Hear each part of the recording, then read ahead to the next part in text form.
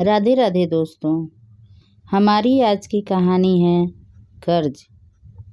विवाह के 1 वर्ष हुए थे जब शिवानी गर्भवती होने पर अपने घर गुजरात जा रही थी।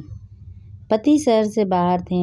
जिस रिश्ते के भाई को स्टेशन से ट्रेन में बिठाने को कहा था, वो लेट होती ट्रेन की वजह से रुकने के मूड में नहीं था, इसलिए सामान सहित प्लेटफार्म पर बनी बेंच पर बिठाकर चला गया।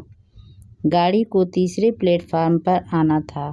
गर्भवती शिवानी को 6वां माह चल रहा था। सामान अधिक होने से एक कुली से बात कर ली। बेहद दुबला पतला बुजुर्ग, पेट पालने की व्यवस्था उसकी आंखों में थी। एक याचना के साथ सामान उठाने को आतुर शिवानी ने उसे 20 रुपए में तय कर लिया और टेक लगाकर बैठ गई।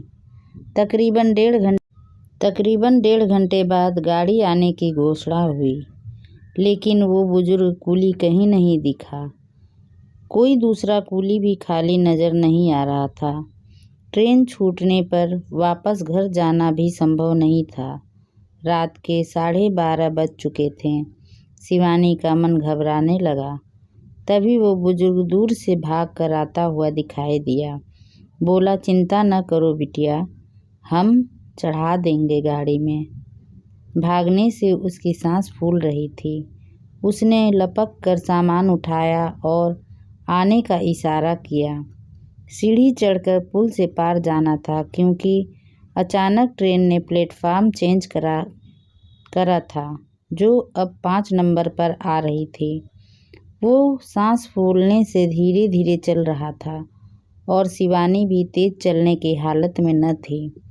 गाड़ी ने सीटी दे दी। भागकर अपना स्लीपर कोच का डिब्बा ढूंढा। डिब्बा प्लेटफार्म खत्म होने के बाद इंजन के पास था। वहाँ प्लेटफार्म की लाइट भी नहीं थी और वहाँ से चढ़ना भी बहुत मुश्किल था। शिवानी पलटकर उसे आते हुए देख ट्रेन में चढ़ गई। तुरंत ट्रेन रेंगने लगी। कुली अभी दौड़ ही रहा था। हिम्मत करके उसने एक एक सामान रेलगाड़ी के पायदान के पास रख दिया। अब आगे बिल्कुल अंधेरा था। जब तक शिवानी ने हड़बड़ाए कांपते हाथों से 10 का 2 नोट निकाला, तब तक कुली की हथेली दूर हो चुकी थी। उसकी दौड़ने की रफ्तार तेज हुई, मगर साथ ही ट्रेन की रफ्तार भी। वो बेबसी से उसकी दूर होती खाली हथेली देखती रही और फिर उसका हाथ जोड़ना नमस्ते और आशीर्वाद की मुद्रा में। उसकी गरीबी, उसका पेट, उसकी मेहनत, उसका सहयोग सब एक साथ शिवानी की आंखों में कौंध गए। उस घटना के बाद शिवानी डिलीवरी के बाद दोबारा स्टेशन पर उस बुजुर्ग कूली को खोजती रही, मगर वो कभी दोबारा नहीं मिला। आज वो जगह जगह दान आदि करती है, मगर आज तक कोई भी दान वो कर्जा नहीं उतार पाया जो उस रात उस बुजुर्ग की कर्मठ हथेली ने किया था। दोस्तों, ये बात सच है कि कुछ कर्ज कभी नहीं उतारे जा सकते। धन्यवाद।